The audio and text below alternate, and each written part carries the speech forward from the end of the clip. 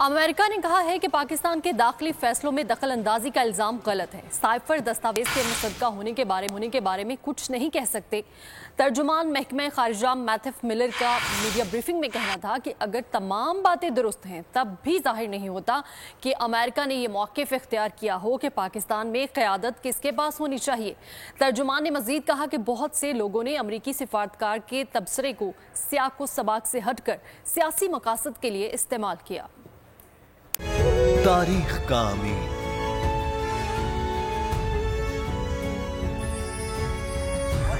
आजादी की अलामत,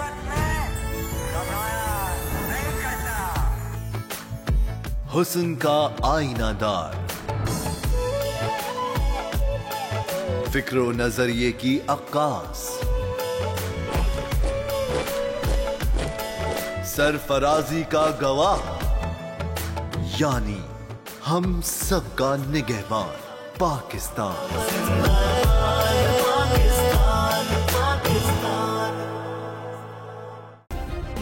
सब्सक्राइब करें और बेल दबाएं ताकि कोई खबर रह न जाए।